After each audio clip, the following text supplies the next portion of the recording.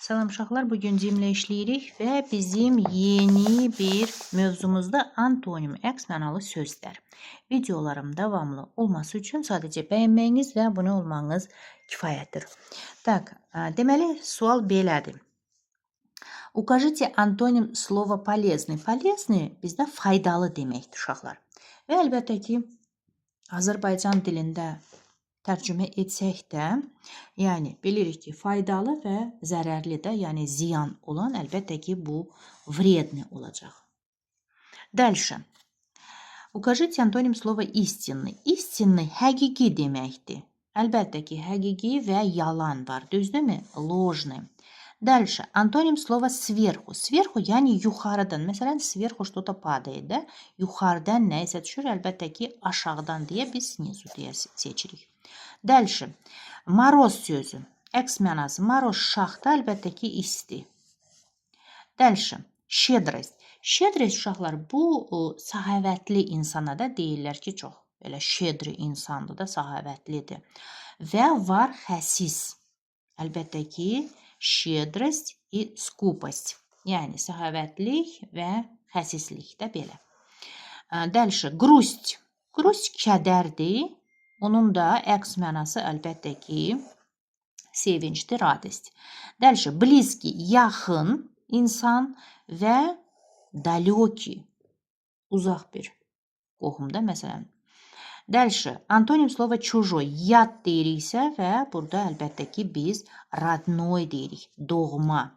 Легкий.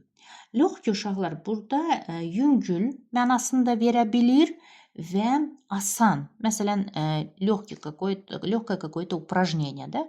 Bir tapşırıq deyək də, məsələn, asan və əlbəttə ki, çətin. Легкий, трудный.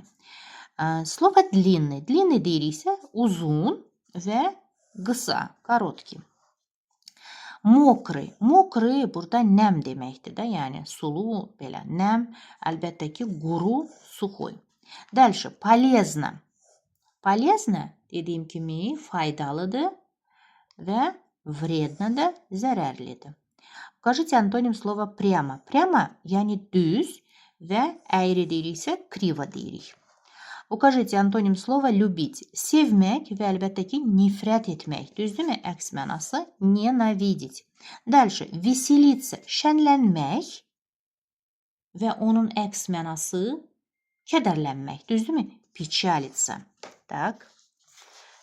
16-da. Antonim slova шумный. Səs küylü, шумный və sakit, тихий deyə C variantın. Aktivni, yəni aktiv və passiv var da, bilirsiniz. Antonim slova быстрый. Быстрый tez, медленно, yavaş.